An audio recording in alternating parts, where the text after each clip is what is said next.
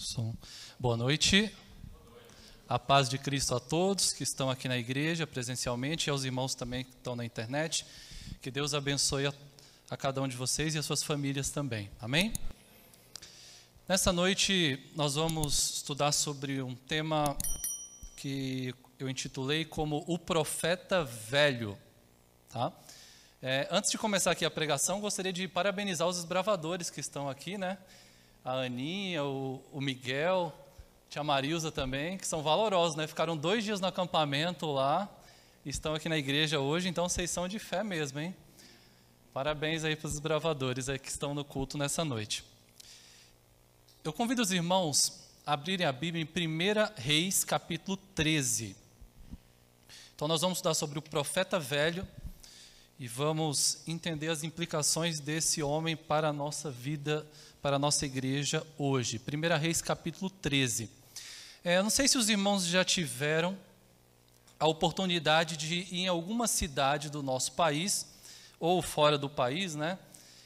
Que seja uma região fria, tá? Eu e minha esposa estivemos, há uns 2 anos atrás, numa cidade em Santa Catarina, que é a região mais fria do Brasil. A gente ficou acampado em uma barraca e sofremos bastante, numa cidade chamada Bom Jardim da Serra. E essa Bom Jardim da Serra fica num complexo de cidades que fica uma próxima da outra, que são as cidades mais frias do Brasil. Quando a gente fala em neve no Brasil, é lá, tá? Bom Jardim da Serra, Urubici, nós somos essas 2 cidades, e lá é muito frio mesmo. Nós fomos no verão, e no verão era frio também. Durante o dia tinha um calor, e à noite a temperatura caía demais, era muito frio.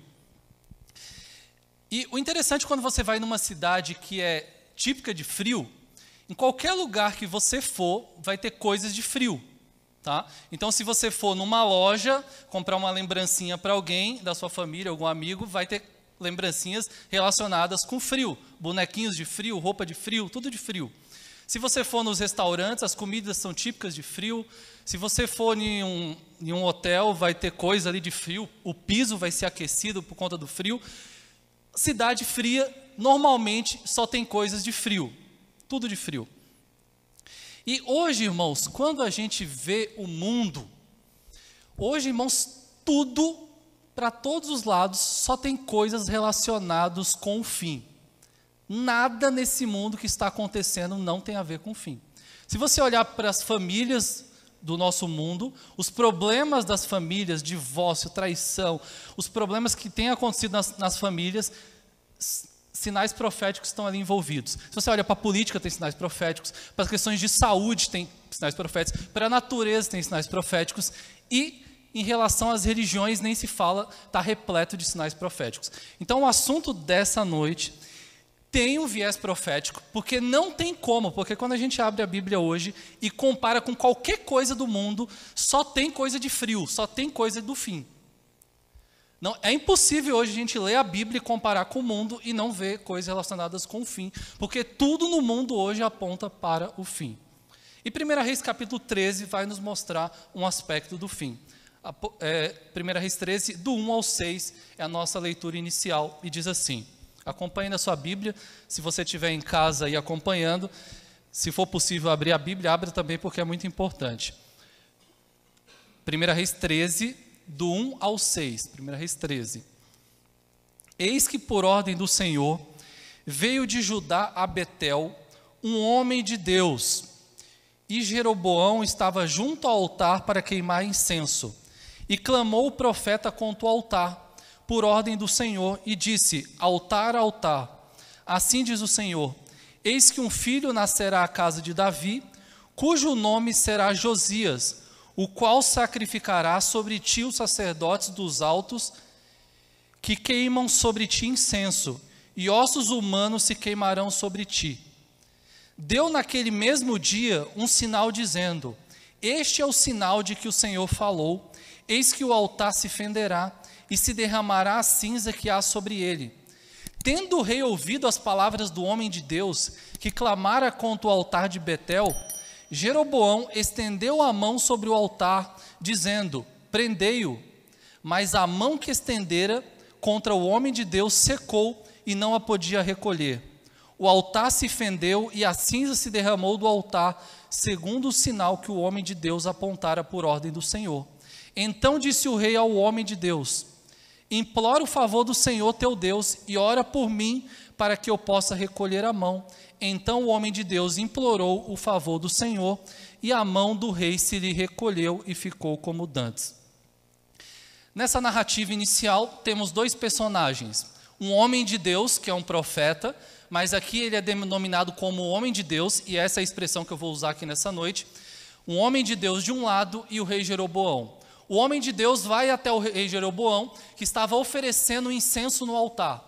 E naquele momento que ele estava oferecendo incenso no altar, Jeroboão ouve as seguintes palavras do homem de Deus. O homem de Deus diz ali para o altar, e como ele estava junto do altar, ele ouve, ele fala o seguinte, que o rei Josias viria e reinaria. O interessante é que Josias nem tinha nascido ainda.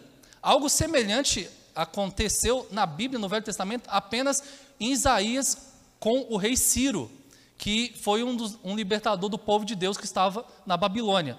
Deus anunciou que viria Josias mesmo antes dele ter nascido por nome. Isso é um fato curioso nessa ocasião aqui, nesse episódio.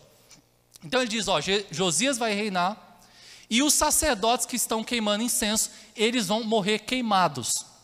E aí, o homem de Deus diz o seguinte para o rei Jeroboão, fala para ele, olha, é o seguinte, além disso que vai acontecer, Josias vai reinar e os sacerdotes vão morrer queimados, eu vou dar um sinal de que isso vai acontecer. Qual é o sinal? O altar vai se rachar ao meio, esse altar de incenso que você está oferecendo aqui agora, vai se rachar ao meio. E exatamente isso aconteceu.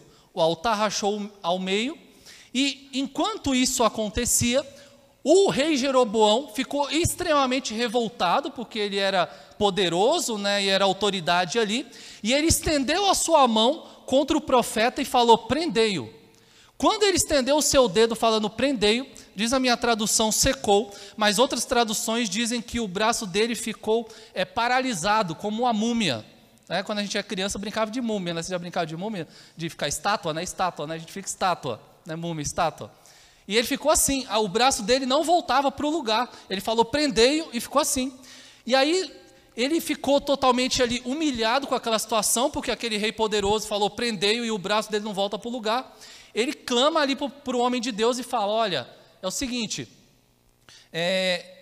pede aí para Deus para o meu braço voltar para o lugar. E o braço não voltava para o lugar. Ellen White narra no Profetas e Reis, de uma maneira bem interessante esse episódio, que é até engraçado, a situação humilhante do rei. E aí ele clama para Deus, o homem de Deus, clama para Deus e Deus faz um milagre e o braço volta para o lugar. Qual que foi o pecado de Jeroboão? Porque se Deus falou que ia vir um rei no lugar dele e os seus sacerdotes iriam ser queimados, é porque tinha algum pecado nessa situação. Vamos voltar aqui em 1 Reis capítulo 12, versículo 27. Qual que era o problema aqui? Diz o seguinte, 1 Reis 12, 27. Se este povo subir para fazer sacrifícios na casa do Senhor em Jerusalém, o coração dele se tornará a seu senhor, a Roboão, rei de Judá, e me matarão e tornarão a ele e ao rei de Judá. Eu vou explicar aqui esse verso, elucidando para os irmãos o que tinha acontecido no reino de Israel.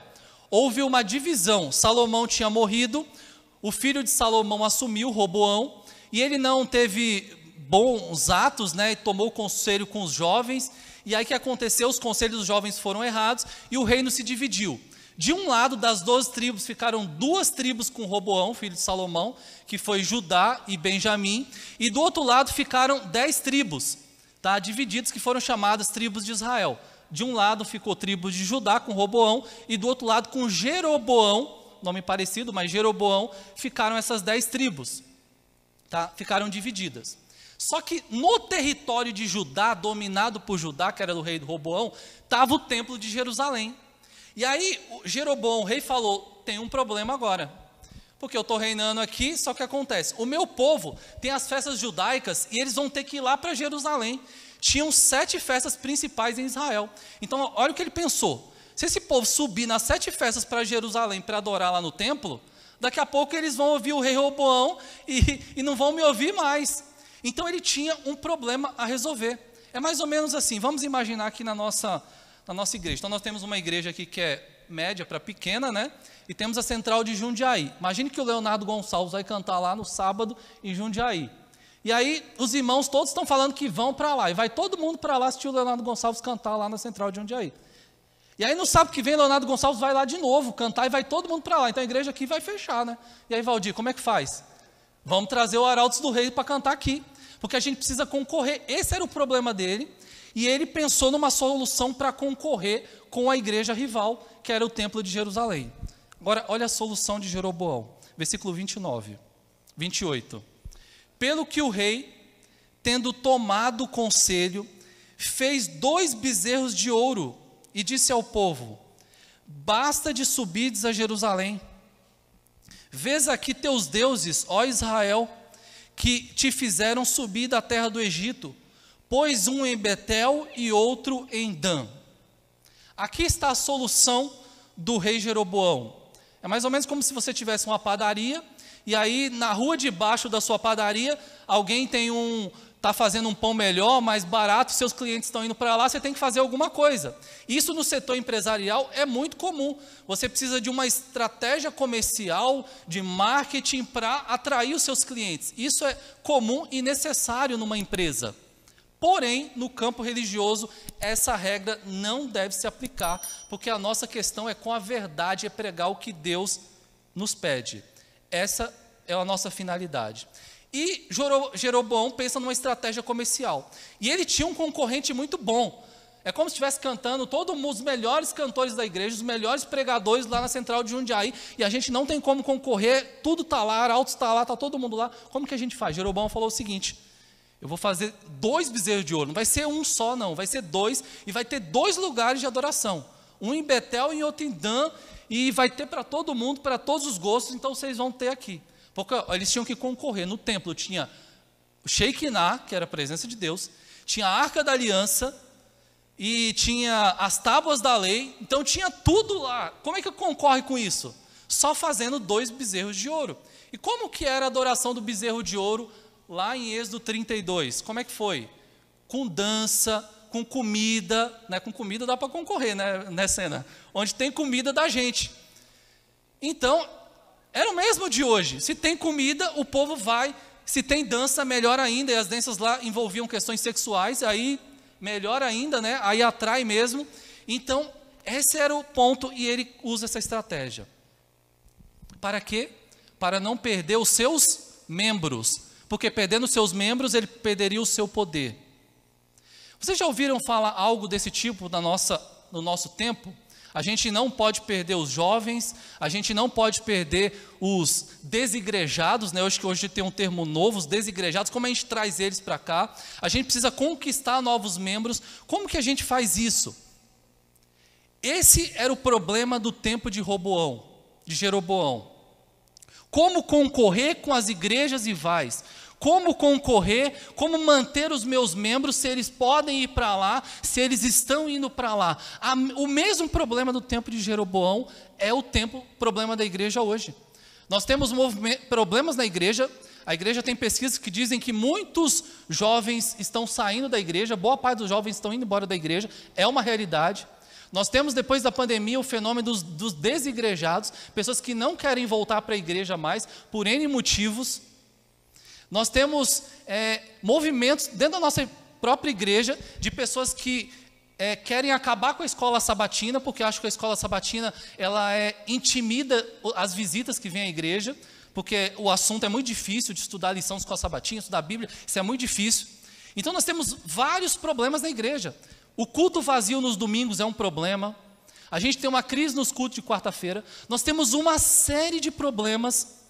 E como é que a gente resolve? Irmão, sinceramente eu não sei como se resolve, mas adorar o bezerro de ouro, querer concorrer com a Babilônia, é a pior escolha que podemos fazer. É a mesma coisa que tirar uma pessoa do inferno e jogar no lago de fogo e enxofre. Não resolve nada. Historicamente, o povo de Deus sempre resolveu esse tipo de problema de concorrência, de perder membros, sabe como? Não através de uma reflexão pessoal, mas sim através da mudança da adoração. Então, se a escola sabatina, as pessoas não estão vindo na escola sabatina, e é um problema, o que a gente faz? A gente tira a escola sabatina fora, que é o que muitos sugerem aí na internet, de acabar com a escola sabatina. Nunca é uma reflexão nossa. Será que o problema não é que são os professores não estão ensinando da melhor maneira? Será que o problema não é com os adoradores que não querem estudar a palavra, não estão acostumados na sua casa a estudar a palavra, não fazem culto em casa? Por que os jovens estão saindo da igreja? Qual que é o problema? São os pais que não estão fazendo culto familiar em casa? Não estudam a meditação, não estudam a lição? Será que é isso? Não, o problema é a adoração. Vamos mudar a adoração. Historicamente, sempre foi assim. E na Babilônia, irmãos, atual, não sei se vocês já notaram, mas sempre quando se fala de culto para jovens, específico, culto para as novas gerações pós-modernas, sempre, qual que é a solução?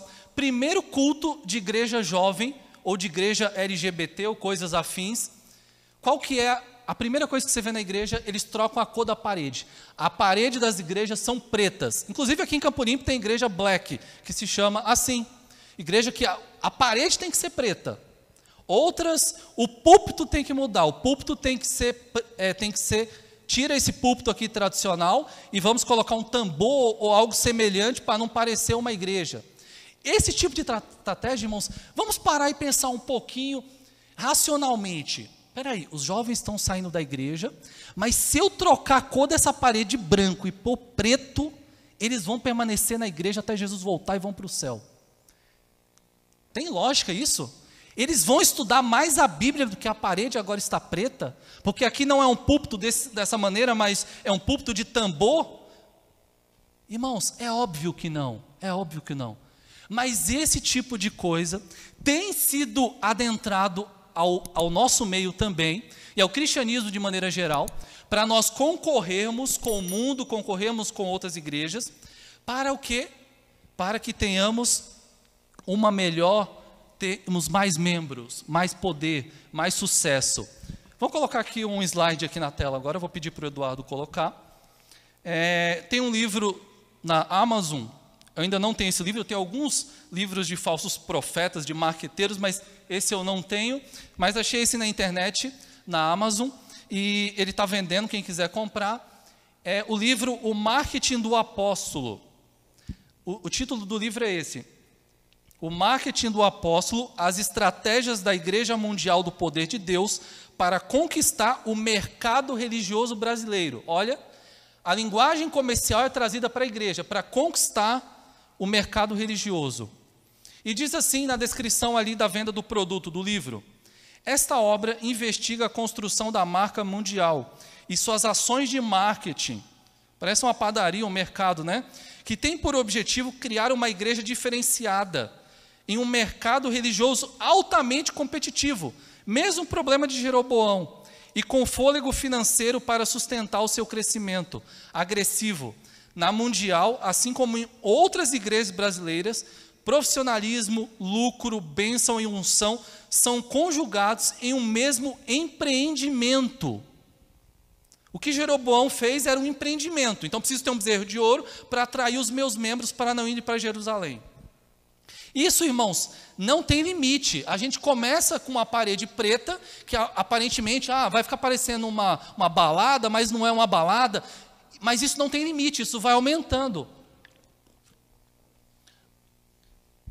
E a gente pode falar, não, mas a gente ainda não está adorando bezerro de ouro, mas talvez ainda não, mas talvez chegaremos aos passos se nós não tomarmos cuidado com a mudança na adoração. Eu estava vendo esse dia um vídeo na internet, no Instagram, e tinha um culto onde tinha um cantor famoso ali cantando, nem conhecia, mas vi que era um cantor famoso, e assim, enquanto ele cantava, irmãos, no teto da igreja estava cheio de luzes, assim, igual uma balada, era rosa, azul de um lado, e ficava rodando. Irmãos, para que isso? Porque é concorrência, é competição. É Jeroboão, é a igreja de Jeroboão. Isso não tem limite, olha como não tem limite. Coloca o próximo slide, Eduardo, por gentileza. Não sei se vocês conseguem ver aqui, mas aqui nós temos uma campanha, os 3 sábados da troca dos anjos. Não é igreja adventista, tá? Mas são campanhas de troca do anjo. Então, assim, as pessoas não estão sendo abençoadas, estão passando muito por problemas na vida. Isso é problema que tem muita maldição. Os anjos, o anjo que te protege, Suelen, não está sendo muito bom. Então, a gente vai ter um culto só para trocar o seu anjo. Você já viu isso na Bíblia, em algum lugar, culto para trocar o anjo da pessoa? Porque o anjo não está sendo bom? Sabe por que isso? É a demanda do povo, da clientela. A clientela está indo para outra igreja, então eu preciso ter um novo produto. E são produtos inventados. Na igreja de Jeroboão acontecia isso. Pode tirar e pode acender as luzes aqui, obrigado. Atitudes de Jeroboão, que foi servo de Salomão e foi escolhido por Deus para reinar em Israel naquelas 10 tribos. Jeroboão foi avisado por um profeta que ele seria rei porque Deus tinha escolhido ele como rei. E esse Jeroboão fez 2 bezerros de ouro, repito, 2 bezerros de ouro para o seu povo, o povo de Deus adorar. Perdeu o limite, estabeleceu sacerdotes que não eram levitas, instituiu os dias de festas ao seu bel prazer, segundo diz o texto no capítulo 12, na sequência vai dizer que ele escolheu ao seu bel prazer. Então, em Israel tinha uma festa dos tabernáculos no 7º mês, ele falou assim, eu vou fazer uma festa aqui em Israel, lá em Judá era no 7º mês, e ele falou aqui em Israel eu vou fazer no 8º mês. Mas por quê? Porque eu quero, porque eu gosto, é do meu jeito, eu tenho que concorrer com o outro. Eu tenho que concorrer com a outra igreja, então eu vou fazer assim. Esse, irmãos, foi o problema da igreja ao longo de toda a história, querer concorrer e sempre mudando a adoração. Aconteceu isso no tempo de Constantino. Tudo que a igreja cristã viveu na Idade Média de perseguição, sabe como começou? Através de uma aliança política. A igreja tinha um problema, a igreja era perseguida, o que a igreja fez? Se aliou com a política, para não ser mais perseguida. E aí, não foi mais perseguida, foram se passando as gerações, o que aconteceu? Começou a guardar o domingo, começou a adorar os defuntos, começou a ter estátuas, começou a ter tudo. Isso foi paulatinamente. Nós somos, irmãos, fruto do cristianismo. A igreja de Constantino são os nossos pais, eles não eram diferentes de nós, eles eram iguais a nós. Congregavam na igreja como nós, tinham os mesmos objetivos que nós, aguardavam a volta de Jesus como nós, mas a igreja passou por isso, de perseguida, com aliança com Constantino, com o tempo se tornou perseguidora e deixou entrar vários e vários bezerros de ouro. Eu vi essa semana na internet um fato bem curioso, é muito emblemático isso, eu precisava contar para os irmãos essa noite, segura aí que eu vou falar aqui agora. Lá no Rio de Janeiro, uma moça viu no Instagram um anúncio de uma balada rock. Uma banda rock ia fazer um show. Uma banda internacional, não era brasileira. O que ela fez? Ela viu o anúncio e era de graça a cena. Era de graça para entrar. Então ela falou, é de graça, eu vou lá ver essa banda de rock, eu gosto de rock.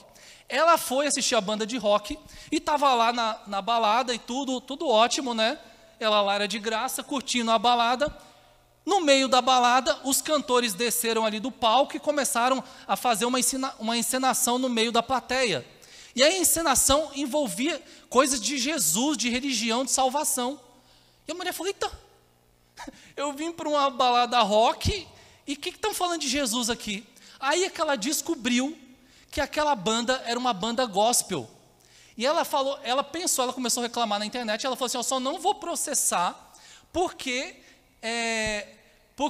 foi de graça, porque senão ia processar, porque me enganaram, porque eles deveriam ter falado que esse show era um show rock gospel. E na verdade é a estratégia dessa banda. A estratégia dessa banda para ter mais mercado é o seguinte, eles vão como roqueiros tradicionais, não falam que são gospel e depois eles começam a anunciar Jesus. E aí quando ela falou isso na internet, um monte de gente reagiu. Essa banda ia fazer um show nesse final de semana agora que nós estamos, em Florianópolis, e foi cancelado por conta da repercussão, porque eles estavam enganando as pessoas, porque era uma banda de rock, tinha jeito de banda de rock, era tudo do diabo, mas falava que era de Jesus. E a mulher ficou revoltada. E ela está errada com isso? Não, não está. Ao pintar a igreja de preto, ao ter música do mundo, ao ter coisas do mundo, jeito do mundo, roupa do mundo, nós somos o quê? Do mundo, irmãos. Se isso daqui parece uma poltrona, tem cor de poltrona, jeito de poltrona, isso aqui só pode ser o quê? Poltrona. Vai ser televisão isso aqui? Não. É isso que a Babilônia quer trazer para nós. Não tem problema, a gente vai mudando e isso aqui não tem problema. Se a gente trocar isso daqui e colocar um tambor aqui, aparentemente não muda nada. Só que assim, irmãos, estão mudando por quê? É para ficar mais bonito? É para ficar mais... É melhor para o pregador? Ou é porque a gente quer mudar? O adorador não dá para mudar, então a gente muda a adoração. Vamos voltar aqui à história. O homem de Deus cura ali o rei Jeroboão. O rei Jeroboão, o que ele faz? Ele faz um convite para o homem de Deus. Fala o seguinte: olha, já que você me curou e tudo mais, vem aqui na minha casa comer, que eu vou te dar comida e vou te dar uns presentes. Jeroboão, nós não vamos ler para ganhar tempo. O homem de Deus fala o seguinte: eu não vou comer e nem beber água na sua casa, porque Deus me falou que eu não deveria comer e nem beber água aqui nessa terra. Eu deveria dar a mensagem e voltar para Judá. Então ele não come e não bebe. E aí ele vira as costas e vai embora. E Deus tinha dado uma outra ordem: não come, não bebe água e volta por um outro caminho, não volta pelo mesmo caminho que você foi. E ele fez isso, não comeu, não bebeu água e voltou por outro caminho. Enquanto ele estava voltando pelo outro caminho, o homem de Deus, aparece na história o nosso personagem de hoje, o profeta velho. 1 Reis 13, versículo 11. Abram aí, 1 Reis 13, 11. 1 Reis 13, 11, diz assim: morava em Betel um profeta velho. Vieram seus filhos e lhe contaram tudo o que o homem de Deus fizera aquele dia em Betel. As palavras que dissera ao rei contaram a seu pai. Perguntou-lhes o pai: por que caminho se foi? Mostraram seus filhos o caminho por onde fora o homem de Deus que viera de Judá. Então disse aos seus filhos: albardai-me um jumento. Albardaram-lhe o jumento e ele montou. E foi após o homem de Deus, e achando-o sentado debaixo de um carvalho, lhe disse: és tu o homem de Deus que vieste de Judá? E ele respondeu: eu mesmo. Então o que acontece aqui? Um novo personagem, um profeta velho. Então nós temos um homem de Deus, que aparentemente é um profeta mais novo, e aí temos um profeta velho, um profeta experiente, que era amigo de Jeroboão, que influenciava a religião de Jeroboão, que estava naquele sistema de engano. E aí o que aconteceu? O profeta velho foi até o homem de Deus e falou: é você aquele que lá em Judá, que veio de Judá para dar uma mensagem ao nosso rei aqui? Ele falou: ah, sou eu mesmo. Ah, então eu vou conversar com você. E aí, irmãos, sabe o que acontece na sequência? Vamos ler o versículo 14. Desculpa, versículo 16. Porém ele disse: não posso versículo 15, desculpem, eu preciso ler o 15. Então ele disse: vem comigo à casa e come pão. Porém ele disse: não posso voltar contigo, nem entrarei contigo, não comerei pão, nem beberei água, nem contigo neste lugar estarei. Porque foi-me dito pela palavra do Senhor: ali não comerás pão, nem beberás água, nem voltarás pelo caminho porque fostes. Até aí, irmãos. O profeta velho faz a mesma coisa que o rei Jeroboão. Convida o homem de Deus para vir para sua casa para comer, para beber, para se alegrar. E aí ele fala: nananina, não, Deus falou para mim que não era para comer nem beber água aqui nessa terra, era só para eu dar a mensagem, voltar para minha terra novamente. Irmãos, nós temos aqui claramente como pano de fundo dessa história o confronto, o dilema entre a vontade de Deus e a vontade dos homens. E nessa história, e também na nossa história, nós sempre lutamos com isso, entre fazer a vontade de Deus e fazer a vontade dos homens, ou a nossa própria vontade. Jeroboão fez 2 bezerros de ouro, conforme a sua própria vontade. Ele instituiu sacerdotes conforme o seu gosto, não eram levitas. Ele fez dias de festas conforme a sua vontade. Jeroboão, quando foi repreendido, ele não gostou da repreensão e colocou o dedo contra o homem de Deus. Por quê? Porque ele queria fazer a sua vontade e não a vontade de Deus. O homem de Deus levou a mensagem de Deus, e a vontade dele era talvez comer e beber ali naquela terra, mas Deus falou: não come e não bebe. Então o homem de Deus também lutou para fazer a vontade de Deus. Além de levar a mensagem, ele não podia nem beber água e nem comer naquela terra, sempre lutando entre fazer a vontade de Deus ou fazer a nossa própria vontade. Após o milagre, irmãos, ele foi convidado para receber prêmios e ele não seguiu o homem de Deus. Para quê? Porque ele queria fazer a vontade de Deus. E agora, mais uma vez, uma segunda vez, uma insistência, o profeta velho fala o seguinte: vem na minha casa comer e vem beber. E ele fala: não, vou fazer a vontade de Deus. Porém, esse homem de Deus, talvez levado pela sua inexperiência, ele não entendeu as entrelinhas do que Deus tinha pedido para ele. Por que ele não podia entrar no cinema? Por que ele não podia entrar numa balada? Por quê? Porque tem riscos ali, tem riscos. Há um problema ali, a gente pode cair numa artimanha. Irmãos, você entrar num cinema, aparentemente, qual é o problema que tem? Eu sento numa cadeira e fico assistindo a televisão igual eu faço na minha casa. Mas ali, irmãos, tem as artimanhas do diabo. Tem um conteúdo que vai na sua mente. Quando eu fazia palestras para os desbravadores aqui na igreja, a geração aqui do João Paulo, do Neno, do Samuel, se cansou de eu ver fazer palestras aqui para eles sobre isso, mostrando para eles que o conteúdo vai na nossa mente, a gente não pode arriscar pisar nesse lugar. E foi por isso que Deus falou, ó, não come, não bebe, cai fora de lá, porque lá é terreno do inimigo. Foge dessas igrejas black, desses lugares aí, onde tem engano, tem mentira, não há segurança nisso. E aí o profeta velho, experiente, olha o que ele fala no versículo 18. E esse é o versículo auge da mensagem dessa noite. Versículo 18, prestem muita atenção. 1 Reis 13, 18. Você que está na sua casa, está em casa, se atente a esse verso. Diz assim: tornou-lhe ele, também eu sou profeta como tu. E um anjo me falou por ordem do Senhor, dizendo: faze-o voltar contigo à tua casa, para que coma pão e beba água. Porém mentiu-lhe. Então voltou ele e comeu pão em sua casa e bebeu água. O profeta velho, experiente na mentira, sabendo todas as técnicas de engano, que provavelmente foi ele que talvez tenha feito a cabeça de Jeroboão, ele falou o seguinte: você é profeta, você é homem de Deus? Eu também sou. Aliás, estou há mais tempo que você no ministério, você começou agora, já estou perto de me aposentar. E aí sabe o que ele falou para ele? Ele falou o seguinte: olha, um anjo de Deus me apareceu e falou que você pode ir na minha casa comer e beber e fazer tudo o que você quiser, usar minha piscina, vem aqui, vem. E aí o que ele fez? Desobedeceu ao Senhor, ele foi enganado, e ele desobedeceu porque era uma mentira, não tinha anjo nenhum que tinha aparecido para ele.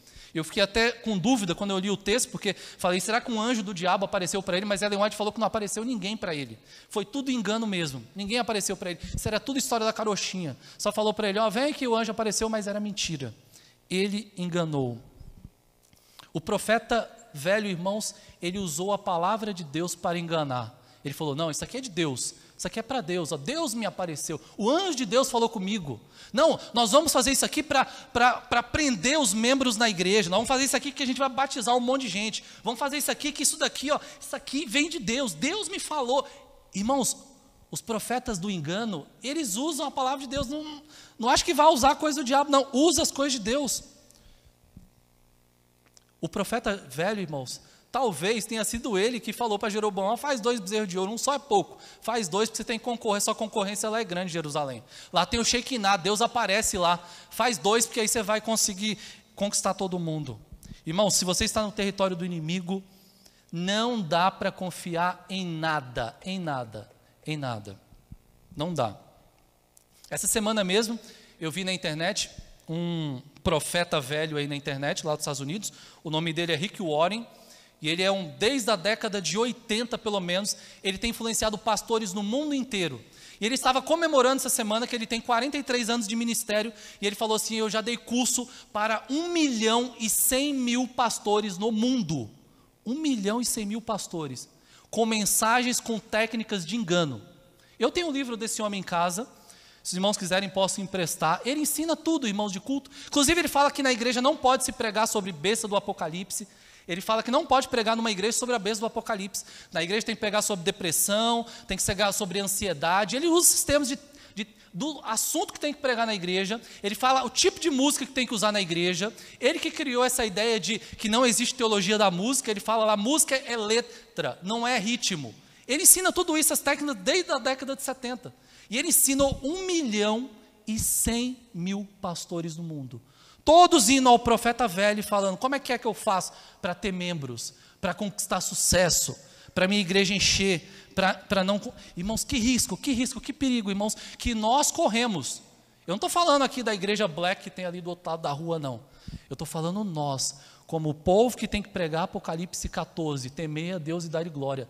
Nós corremos o mesmo risco de Jeroboão, nos apropriar da mensagem, das técnicas do profeta velho e sermos enganados, com conversa bonita, com propósitos aparentemente bons, e sermos enganados, irmãos. Quantas e quantas coisas temos visto em nossos dias que vêm de profetas velhos da Babilônia, e muitos do nosso meio nem desconfiam e não têm preocupação nenhuma.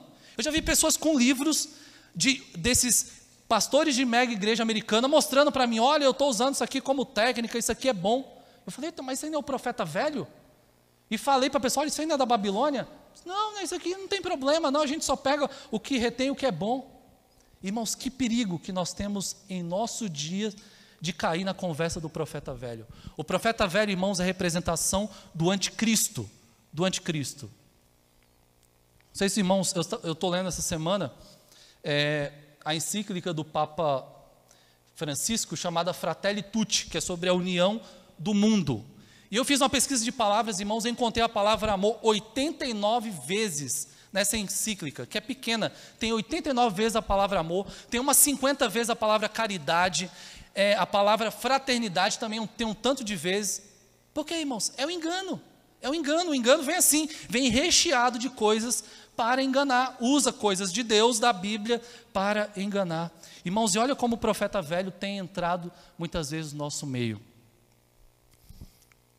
Há pessoas, irmãos, pastores, que têm falado aí nas redes sociais, que Sodoma, sabe Sodoma e Gomorra, que foi condenada por Deus? Ela não foi condenada por Deus por questões de sexualidade, não. Sodoma foi questionada, ela foi condenada por questão de violência, eles eram muito violentos, tem nada a ver com sexualidade, Sodoma e Gomorra.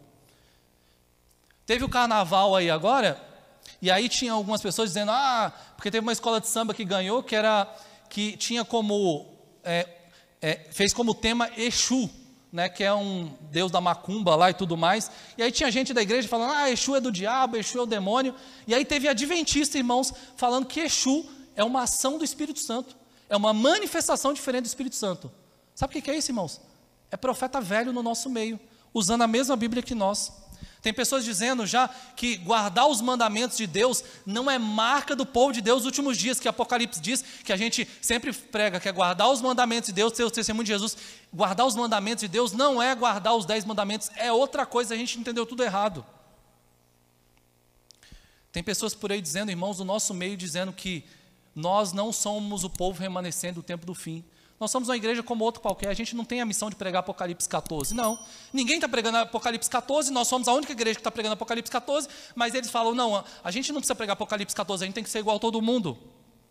Irmãos, uma série de enganos de profetas velhos tem entrado no nosso meio e tem feito guarida em muitas igrejas, em muitas vidas. E por isso que a gente vê o quê? Mornidão, esfriamento na igreja, nós vemos crise espiritual, a gente vê, irmãos, a igreja vazia, a gente não batiza ninguém, por conta de quê? Porque o profeta velho está aí espalhando e a gente acha que não vai dar em nada, e está dando, irmãos, não vai dar, está dando já, o profeta velho. Quando Deus diz uma coisa, irmãos, Ele quer dizer isso mesmo. Olha o que acontece com o homem de Deus no versículo 26. Ouvindo-se o profeta que o fizera voltar do caminho, disse... Não, desculpem, versículo 24. Foi-se, pois, e um leão o encontrou no caminho e o matou, e o seu cadáver estava atirado no caminho, e o jumento e o leão parados junto ao cadáver. Irmãos, eu vou contar aqui para vocês o que acontece nos versículos anteriores. O homem de Deus vai à casa do profeta velho, ele acredita que é aquela mensagem de Deus, e ele come e bebe água. Enquanto ele está comendo ali na mesa do profeta velho, Deus aparece para o profeta velho, não para o homem de Deus, para o profeta velho que era o enganador. Deus aparece para ele e fala o seguinte, fala para ele que ele foi enganado por você, e que ele vai morrer, e que ele deve voltar para ajudar agora. Que ele vai morrer. E o que ele faz? Ele fala, você vai morrer porque você acreditou no que eu falei, e você comeu pão e água. E aí o que ele faz? Ele volta desesperado, e no meio do caminho um leão ataca o homem de Deus e ele morre. E ele morre. Aí você pode pensar, nossa, mas quem deveria morrer não era o profeta velho, né? Ele que foi enganador, o homem de Deus que foi enganado, que morre. Irmãos, Ellen White, ela diz o seguinte no profeta Isaías, na página 60. Se após desobedecer a palavra do Senhor, ao profeta fosse permitido a ir a salvo, o rei teria usado este fato numa tentativa de vindicar sua própria desobediência. Se o homem de Deus não tivesse morrido, Jeroboão e o profeta velho iam falar, olha, a religião falsa é a verdadeira. Então Deus teve que matar o homem de Deus para mostrar que a palavra de Deus é exatamente como Deus fala. Se Deus falou que é assim, é assim. Se Deus falou que é assado, é assado. O homem de Deus, ele morre porque ele foi desobediente à palavra de Deus. Ele foi enganado? Foi. Mas ele foi desobediente à palavra de Deus. Eu tinha falado muito claramente para ele, não beba, vai dar a mensagem e volta por outro caminho. E ele comeu e bebeu e por isso ele foi morto. Porque ele foi enganado pelo profeta velho. E aí, irmãos, no versículo 26, tem aqui a zombaria do profeta velho. Olha o que o profeta velho diz. Ouvindo o profeta que o fizera voltar do caminho, disse: é o homem de Deus que foi rebelde à palavra do Senhor. Por isso o Senhor o entregou ao leão, que o despedaçou e matou, segundo a palavra que o Senhor lhe tinha dito. O homem de Deus morre, morto por um leão, comido por um leão, e aí avisam para o profeta velho que ele tinha morrido. E ele vai lá e vê a carne dele e fala assim, ele morreu porque ele foi desobediente ao Senhor. Isso daqui, irmãos, é claramente o que vai acontecer daqui uns dias, durante as 7 pragas do Apocalipse. Quando chegar a 5ª praga do Apocalipse, presta atenção no que eu estou falando aqui agora, na 5ª praga do Apocalipse, diz o Apocalipse simbolicamente que as águas do Eufrates, elas vão se secar. A Babilônia, que foi enganada pelo profeta velho, pelo anticristo e pelos vários profetas velhos que estão espalhados por aí, eles vão desacreditar da besta do anticristo e vão falar para ele, ó, vocês nos enganaram, essas pragas estão caindo sobre nós, isso é coisa de Deus, nós somos enganados. E sabe o que o anticristo vai fazer? A besta vai falar, azar de vocês acreditaram em mim porque vocês quiseram. Deus falou que a lei dele deveria ser guardada desde o princípio. Por que vocês desobedeceram à lei de Deus? Por que vocês resolveram adorar 2 bezerros de ouro? Por quê? É difícil entender isso? Irmãos, vamos parar para pensar um pouco aqui de maneira racional. Deus tem uma lei, e se eu amo a Deus, eu tenho que seguir essa lei. Isso, irmãos, qualquer analfabeto entende. Não precisa de muito conhecimento para entender. A besta está enganando hoje com um monte de argumentos. Mas na hora H, lá nas pragas, na hora que não tiver mais chance, ela vai dizer, isso aí, vocês estão sofrendo? Azar de vocês, não tenho nada a ver com isso. É isso que o profeta velho estava falando. Ele tinha enganado, ele levou aquele homem à morte. Mas agora, irmãos, ele estava ali zombando daquela situação. Quando Deus diz uma coisa, irmãos, Ele quer dizer isso mesmo. Ele quer dizer isso mesmo. O que precisa ser mudado, irmãos? É a adoração? Por que nós não estamos batizando ninguém? O pastor falou aqui, falou na reunião de oração nossa lá, falou aqui na igreja também, que quantos nós batizamos aqui nessa igreja nesse ano? Nenhum. Por quê? O problema é a música aqui da igreja, o problema é a pregação. Qual que é o problema, irmãos? É muito fácil a gente trocar a cor da parede e a gente continua com a mesma vida, com a mesma negligência espiritual. Se acabar a escola sabatina aqui na igreja, a partir de a gente falar, não vai ter mais escola sabatina na igreja, vai dar certo? Vai, as pessoas vão continuar vindo aqui na igreja. Talvez encha mais a igreja. Esse dia quando eu tive Covid, eu comecei a assistir em casa, eu tive Covid, a gente ficou 2 sábados em casa, e eu assisti a escola sabatina aqui online. Olha o mesmo fenômeno que acontece na escola sabatina, é presencial, acontece online. Eu estava assistindo nos 2 sábados, não sei se foi exceção, mas tinha umas 3 pessoas assistindo quando eu estava assistindo a escola sabatina. Um era o Maranhão, que fica conectado ali, tinha mais 2. Era eu e mais um, então. E aí o que aconteceu? Na hora que começou a dar 10, 10 e meia hora do culto, de 3 foi para 20, 25. Irmãos, o profeta velho faz sucesso. O mesmo problema da igreja física é o problema da igreja virtual. Então o problema, irmãos, qual que está o problema? É na adoração ou é no adorador? Irmãos, é no adorador. Se a gente quiser se enganar com técnicas e métodos, a gente vai se enganar. A gente pode se enganar. Mas, irmãos, o problema está sempre em nós. Está sempre em nós. Sempre, sempre, sempre. Daqui uns dias, irmãos, muito em breve, não vai demorar, a gente vai ver dança na igreja, a gente vai ver gente pulando, e vai mudar a espiritualidade, as pessoas vão ler mais a Bíblia por conta disso? Vai nada, não vai mudar nada, irmãos. Pode encher mais gente, mas a espiritualidade vai continuar a mesma coisa. Se estiver ruim, vai continuar ruim. Porque o problema nunca foi a adoração, o problema é o nosso coração, é a nossa negligência espiritual.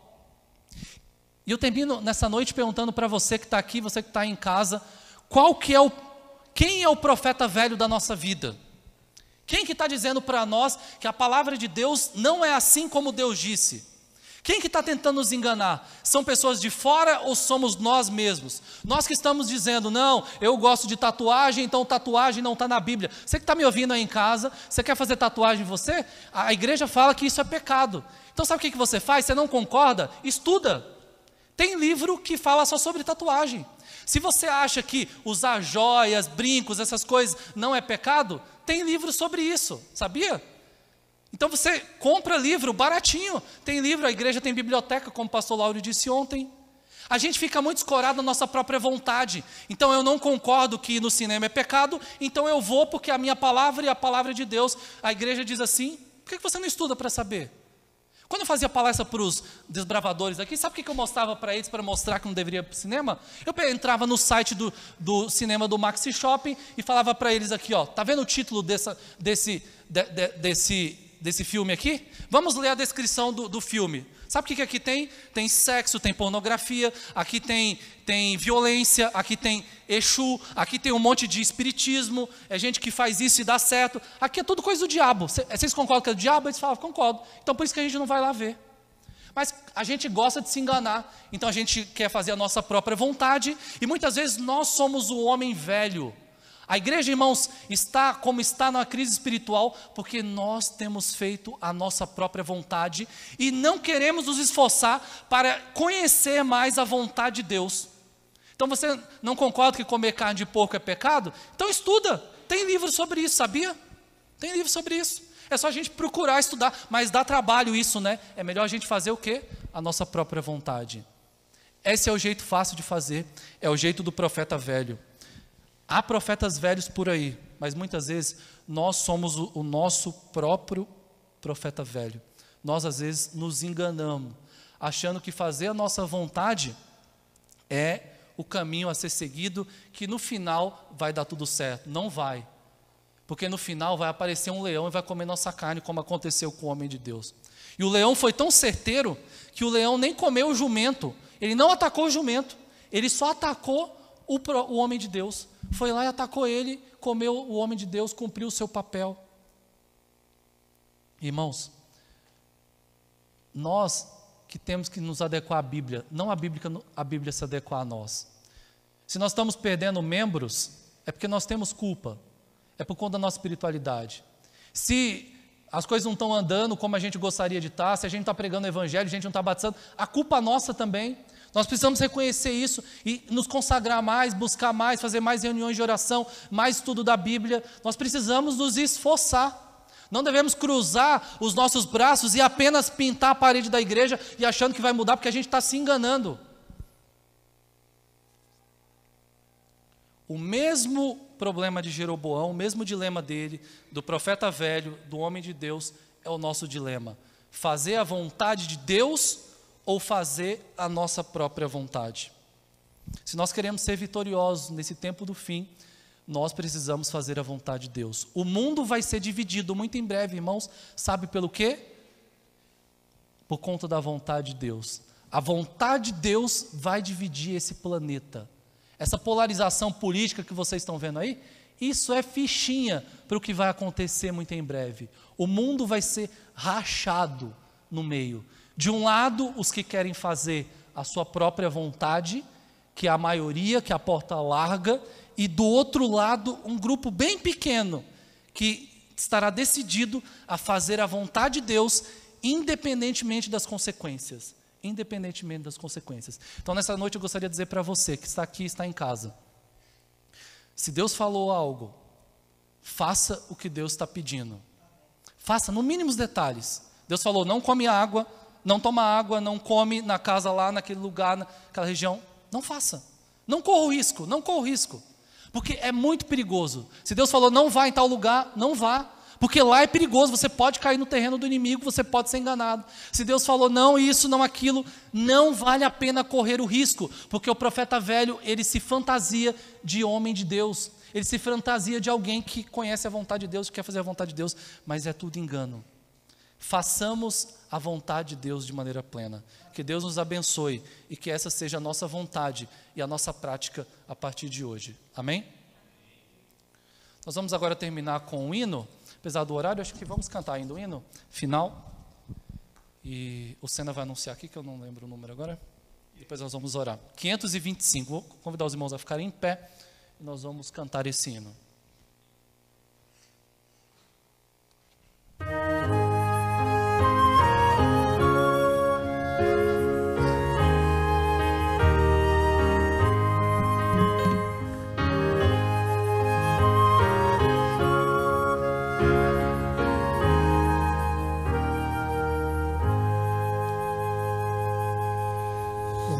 Obedecer é melhor do que sacrificar. Melhor é sempre atender a Deus e a lei guardar.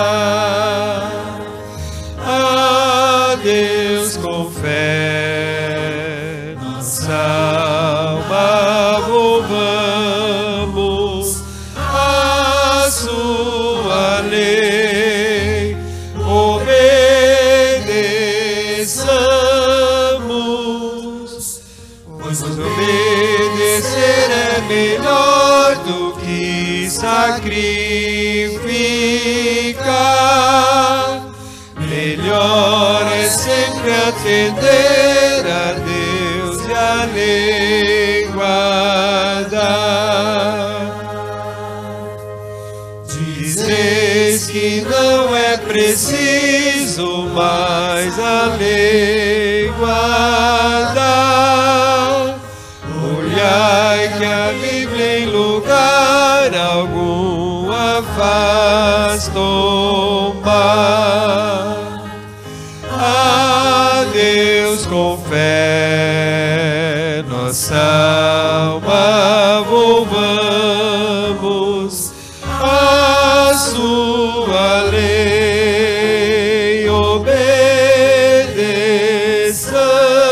obedeçamos, pois obedecer é melhor do que sacrificar.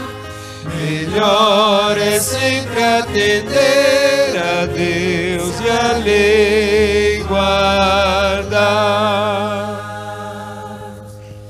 Virão as bênçãos de Deus a quem a lei cumpre. Assim Jesus nos ajuda toda a lei cumprir. A Deus com fé, nossa alma louvamos.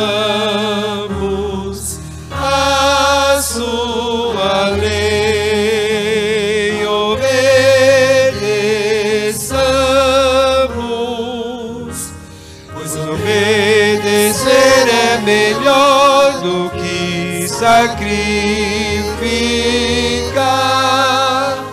Melhor é sempre atender a Deus e a lei guardar. Amém. Eterno Deus, nos abençoe, ó Pai, nessa noite,